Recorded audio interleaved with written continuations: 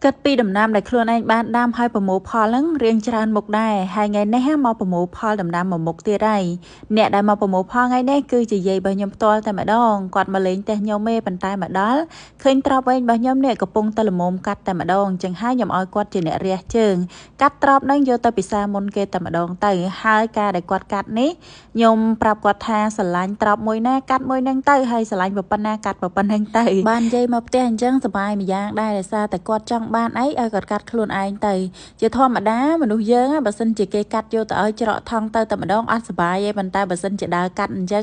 ខ្ញុំមើលតែអារម្មណ៍គាត់ក៏សុបាយដូចតែខ្ញុំអ្នកដាំដែរព្រោះខ្ញុំធ្លាប់យល់អារម្មណ៍នឹងច្បាស់ណាស់ថាបើសិនជាយើងទិញគេមកពីផ្សារចារបស់នឹងមើលទៅល្អជាងយើងដាំទៀតប៉ុន្តែសួរថាមានក្តីស្តុកដូចរបស់ដែលយើងដាំបានកាត់ដោយខ្លួនឯងចេះអត់ចម្លើយបើខ្ញុំគឺអត់ទេប៉ុន្តែពេលយើងដាំខ្លួនឯងមិនថាជាម្ទេសក្រូចឆ្មាឬក៏អីផ្សេងទេឲ្យតែបានកាត់ឬក៏បេះយកមកញ៉ាំមានអារម្មណ៍ថាខ្លួនឯងញ៉ាំពោពេញទៅដោយមោទនភាពហើយនឹងទៅសារខ្លួនឯងរហូតតែម្ដងថាអូយខ្ញុំអីក៏អស់ចាម្លេះណោះចេះដាំអានេះបានញ៉ាំអានោះបានញ៉ាំអូយអារម្មណ៍នឹងចាគេនិយាយតែគេថាញ៉ាំទៅដោយមោទនភាពតែម្ដង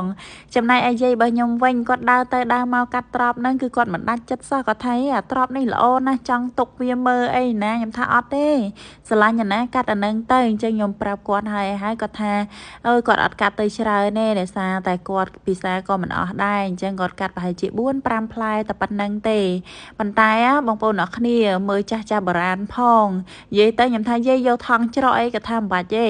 នេះកម៉ារបស់គាត់អញ្ចឹងមិនថាកម៉ារបស់ខ្មែរយើងចាគឺប្រើប្រាស់បានច្រើនមែនទែនថ្ងៃគាត់ទទួលអញ្ចឹងទៅពេល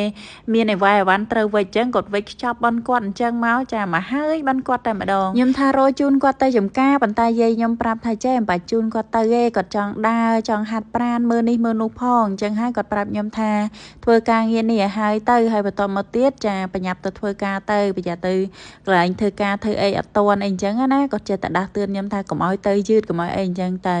អញ្ចឹងហើយដោយសារតែគាត់អត់ឲ្យខ្ញុំជូនទៅទេគាត់ដើរទៅខ្លួនឯងអញ្ចឹងក៏តាមចិត្តតាមបេះដូងគាត់ទៅចំណែកឯខ្ញុំវិញចាក៏ប្រញាប់រូតរះមកធ្វើការងារអីតិចតួចមុនពេលដែលខ្ញុំចេញទៅធ្វើការដូចគ្នាដែរធ្វើនេះធ្វើនោះចាជិបចប់ខ្លាំងមែនទែនហើយមរះនេះដោយសារមានខ្យល់មានអីអញ្ចឹងទៅរបូតកដាស់អញ្ចឹងទៅដើរខ្ទាស់វាសាថ្មីសម្រាប់អាណាដែលវារបូតកដាស់អីអញ្ចឹងណាប៉ុន្តែសារនេះបងប្អូនអើយផ្លែច្រើនណានេះមកកដុកនេះមិនចេះតិចចាំមើលពេលវាបានផលដឹងតែច្រើនជាងវគ្គមុនទៀតបន្ទាប់មកគឺយើងដល់ពេលវេលាដែលដាក់ចំណីឲ្យមន់ហើយថ្ងៃហ្នឹងស៊ីបាយកកអីដោយសារតែម្ចាស់ផ្លេចទិញស្ពៃផ្លេចទិញទៅសក់មកប៉ុន្តែសំណាងអីបាយកកនៅសល់រៀងច្រើនដែរអញ្ចឹងអាចរួចមកគ្រាទ្រាំទៅកូនប្រុសកូនស្រីម្ដាយចាំម្ដាយមកវិធ្វើការវិញចាំម្ដាយទិញអីវ៉ាន់យកមកបញ្ញាអរគុណបងប្អូនអ្នកគ្នាវីដេអូរបស់យើងមកដល់ទីបញ្ចប់ហើយជួបគ្នានៅវីដេអូក្រោយសូមជម្រាបលាបាយបាយ